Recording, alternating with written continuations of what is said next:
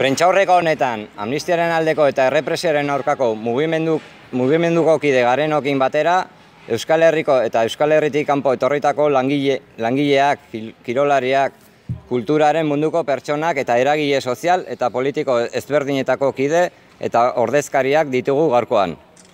Hemen gauden guztiok eta bukaeran eskuragarri izango duzuen zerrendan agertzen direnak ere, amnistiaren aldeko aldarrikapenarekin eta ondorioz azaroaren 28-rako deituriko amnistiaren aldeko manifestazioarekin bat egiten dugu eta honako irakurketa konpartitzen dugu. Errepresialatu politikoak borrokara bultzatu zituzten arrazoiek, hots, zapalkuntza nazionalak eta sozialak indarrean jarraitzen dute eta ieslari, deportatu eta preso politikoak ez dira iraganeko kontua. Gaur egun, 430 euskal preso politiko inguru gelditzen dira. Haien artean, 30 urteko espetxealdiak gelditzen zaizkien hainbat. Beste batzuek ordea, etxera itzuli ezinik jarraitzen dute atxilotuak izan litezkelako. Pertsona hauek militante politikoa dira eta pentsatzen zutenarekin koherenteak izateatik daude preso, deportatuta ala iesean. Militante hauek hamarkadak bizirik daramatzan eta oraindik ere milaka eta milaka jarraitzaile dituen kultura politiko baten parte dira. Hortaz, ondoriozta daiteke militante politiko hauek etxean libre ez dauden bitartean gatazka ez dela konponduta egongo.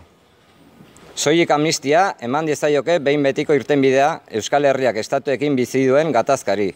Izan ere guretzat, amnistiak preso, ieslari eta deportatuen askatasuna ez ezik, gatazkaren iturburu diren arrazoiak gainditzea biltzen baitu. Zapalkuntza nazionala eta sozialaren gainditzea hain zuzen ere.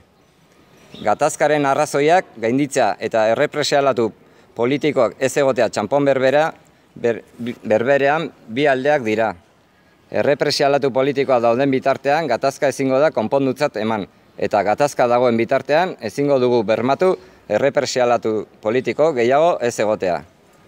Hori dela eta Euskal Herriari deia luzatu nahi diogu azaroaren 28an, arratsaldeko 6etan Bilboko bihotz sakratutik amnistia aldarrikatzeko abiatuko den manifestazioan parte hartzeko.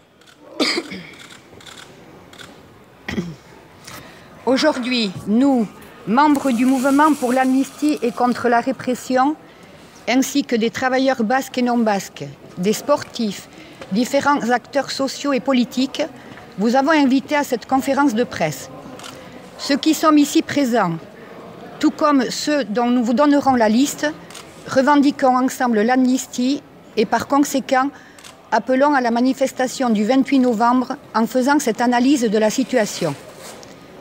Les raisons pour lesquelles ces militants ont dû lutter, c'est-à-dire l'oppression nationale et sociale, sont toujours en vigueur et les réfugiés, les déportés et les prisonniers politiques sont toujours d'actualité.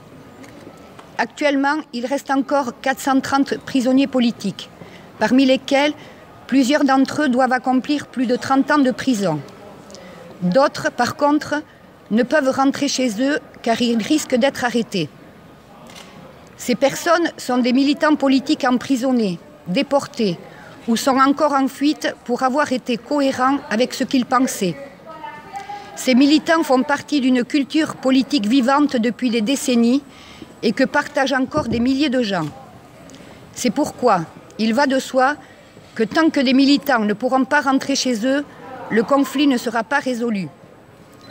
Seule l'amnistie peut apporter une solution définitive au conflit que Euskal Herria vit avec les États, car pour nous, l'amnistie suppose non seulement la liberté des prisonniers, des réfugiés et déportés basques, mais aussi le dépassement des raisons qui sont à l'origine du conflit, autrement dit, le dépassement de l'oppression nationale et sociale. Le dépassement du conflit et la disparition des opprimés sont pour nous la même chose. Tant qu'il y aura des opprimés politiques, on ne pourra pas dépasser le conflit. Et tant que le conflit sera en vigueur, nous ne pourrons assurer qu'il n'y ait pas de nouveaux opprimés. Ce sont les raisons pour lesquelles nous appelons Euskal Herri à se joindre à nous pour revendiquer l'amnistie lors de la manifestation du 28 novembre qui démarrera depuis le Sagrado Corazón de Bilbo à 18h. En esta rueda de prensa, junto a quienes formamos parte del movimiento pro amnistía y contra la represión, están participando trabajadores y trabajadoras, deportistas, personas del mundo de la cultura y miembros y representantes de distintos agentes sociales y políticos de Euskal Herria y de fuera de Euskal Herria. Quienes estamos aquí y también quienes aparecen en la lista que pondremos a vuestra disposición al final, coincidimos en la necesidad de reivindicar la amnistía y, por lo tanto, nos adherimos a la manifestación convocada para el 28 de noviembre a favor de la amnistía y compartimos la siguiente lectura. Las razones que empujaron a las represaliadas políticas a la lucha, es decir, la opresión nacional y social, siguen vigentes y las refugiadas, deportadas y presas políticas no son una cuestión del pasado. Hoy en día siguen quedando unos 430 presos políticos, entre ellos varios a los que les quedan condenas de 30 años de cárcel. Otros, en cambio, siguen sin poder volver a casa porque podrían ser detenidos. Estas personas son militantes políticas que están presas, deportadas o permanecen huidas por ser coherentes con lo que pensaban. Estos militantes son parte de una cultura política que lleva décadas viva y que aún mantiene miles y miles de seguidores. Por lo tanto, es fácil llegar a la conclusión de que mientras estas militantes no estén en casa libres, el conflicto no estará resuelto. Solo la amnistía puede dar una solución definitiva al conflicto que Euskal Herria vive con los Estados, ya que para nosotros la amnistía, además de la libertad de presos, refugiados y deportados políticos, reúne la superación de las razones que son la fuente del conflicto, o lo que es lo mismo, la superación de la opresión nacional y social. La superación del conflicto y la desaparición de represaliados son dos caras de la misma moneda. Mientras haya represaliados políticos, no podrá darse por superado el conflicto. Y mientras haya conflicto, no podremos garantizar que no haya más represaliados. Por todo ello, queremos hacer un llamamiento a Euskal Herria a participar en la manifestación que partirá el 28 de noviembre a las 6 de la tarde desde el Sagrado Corazón de Bilbo, para reivindicar la amnistía.